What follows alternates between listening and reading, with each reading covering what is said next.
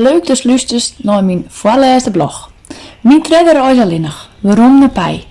Leuk dus deze blog iepen hest en dat is mijn volgest. Dit hier krijgt mijn blog zijn orenvorm. Hoe, dat weet ik nog net. Misschien net meeste vaak als oors en misschien wat kwatter, geen idee. Maar nou, als eerste snijn, wil ik hem toch even op hicht te brengen van hoe de reis in de eerste weken gaan is. Ik doe mijn best om het kwad en krachtig te houden. Voor de nieuwe lezers en luisteraars, dit is nu mijn tweede keer dat ik alleen nog op reis ga. De eerste keer naar Mexico en Amerika, varen hier naar Thailand en Bali en nu ben ik dus waarom naar Thailand. Waarom naar Pai? Het dorpje boven in Thailand waar ik vader hier als 3 maanden wennen heb. Nou een paar foto's. Dit hier heb ik geen backpack, maar alleen nog maar een kofferke met handbagage, zodat ik goedkoper binnenlandse vluchten nemen kan. Bij deze reis weer ruim bagage inclusief, dus vandaar de wegwerptas maar de kilo's, zodat ik het kofferke mooi beneden de 100 kilo houden kon. Het weer een lange reis om hier te komen, 4 dagen. Jouw fjouwer snooit de nacht met huid en mem naar Brussel Airport rijden. Van 5 tot 7 jongens vliegen van Brussel naar Abu Dhabi, 6 uur vliegen, 3 uur tijdsverschil. 15 uur wachten in de nacht op het vliegtuig van Abu Dhabi. Van 10 tot 8 jongens vliegen van Abu Dhabi naar Bangkok, 6 uur vliegen, 3 uur tijdsverschil.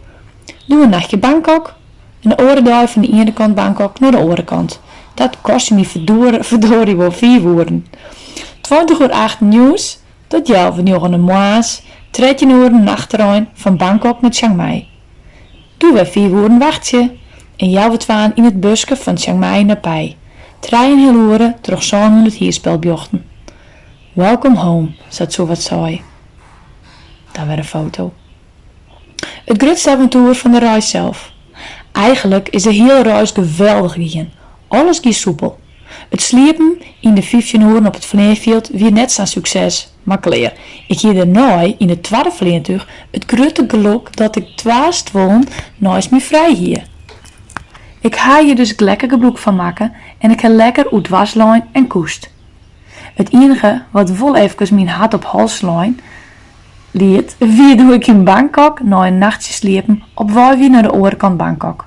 Ik hier het eindelijk uitvoegelen hoe ik dat zo goedkoop mogelijk dwang kon vanzelf. Eerst een gratis shuttlebus naar het andere busstation, waar ons alleen nog maar Thais zitten en geen toerist of backpacker. I love it. Lekker tussen de locals. En daar zoek ik vanuit daar mijn bus naar de andere kant Bangkok.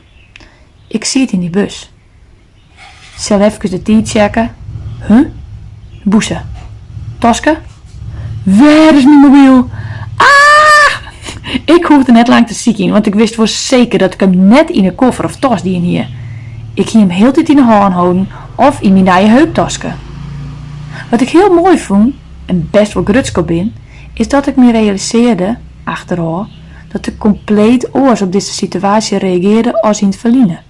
Zelfs een Ierlien, hier mijn holle, nou in de paniekstand gingen. Oh nee, wat als ik hem net weer omviel. Oh mijn gegevens, oh nee, ik heb nog al mijn heelpasjes erin. Ik hier het nog net verdeeld over de verschillende tasten. Paniek, paniek. Nee, deze keer schrok ik vanzelfs wel flink eerst, maar realiseer ik me, het is wat het is. Net geen verzetten. Het enige wat ik nou dwang ken en dwang mat, is de kop erbij houden en wat ik dwang ken, zo rap mogelijk in de volgende bus weerom naar de airport en bedenken waar ik dat ding voor het laatst hon heb. Het enige wat ik me bedenken kon, wie bij de balie waar ik vreeg hier ook een bus ik hem moest.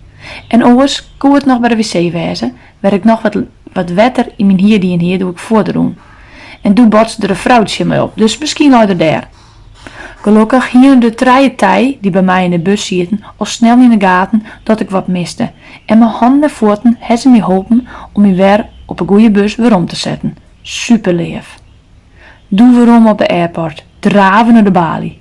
De jongen zeeg me vernuiveren aan en begon te ziekjen. Toen wist ik ook nog, hij laat je net. Oors hier het wel weten. Het wie nog geen 30 minuten in. Oei, mijn laatste hoop.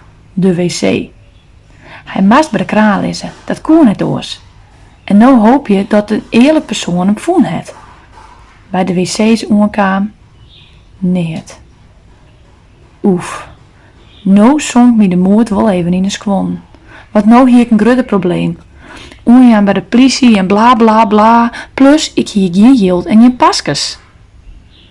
Laatste hoop dat er op de wc lag. Spietig genoeg stiet er een rij van 3 mensen. Ik wist nog precies in welk hokje ik zit hier. Dus als de derde in aangiet, dan vreeg ik of ik even snel zie mij of er wat luidt. Wiels komt er een skimmaakster in. Mooi een politie achter haar aan. En nog een politie. Zonder wat te sissen draven ze naar het hokje, wc-hokje, waar ik wie. En ze dochten van buiten van slot.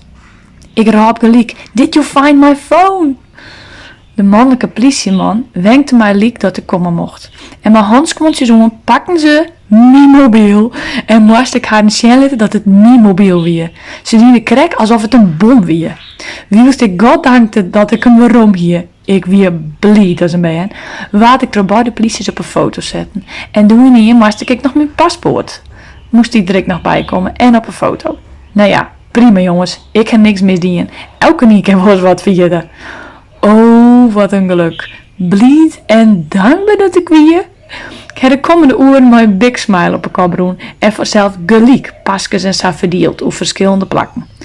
Ik jaagde nooit vreemd maar dat ik de foto ik haar mocht die ze maken, toen ik herenigd waren met mijn mobiel. Ik wie vervolgens maar de bus toch de 4 uitzetten voor het treinstation en moest mijn koffer, tas en mezelf achter op de scooter nog naar een oor treinstation gebracht worden. Iets wat in Nederland nooit een keer kennen hier. Hier ken alles en de tijd hielp me zo leef dat voor ik het wist, zie ik achter op een scooter. Nou heb je foto's. De eerste dagen niet bij. Ooit heb ik je nog net gekke volop te zitten. Het wie fijn om weer om te komen, dat wel. Al merk ik ek dat ik de eerste dagen wat onzeker wie. Leuk om oude bekenden weer om te zien. Kazembe, Tim, Suwat, Bo, John, Roy, nog een John, Boezeraai, Nief en Veronica. Bo is mijn boormaaier. Komt uit Australië en zijn mem komt uit Nederland, leeuw ik. Dus hij kent wel wat Nederlands. Ik zit trouwens weer precies in hetzelfde huis als vader hier. In het dorp, achter de squallen. En dat waren foto's van mijn huis en de binnenkant. Verder zeg ik dat er miljoen oren en nijmeesken binnen. En dat sommige fijne plakjes net meer binnen wat ze wienen. Dus daarvoor mooie nieuwe plakken voelen worden. De oude bamboo bridge bij Gelieks, die vorig jaar wel in de vlogs naar voren kwam is, bestiet niet meer. En ik net het fijne plak aan de rivier, waar ik lekker in de zinnen lezen koe en rustig boekje lezen.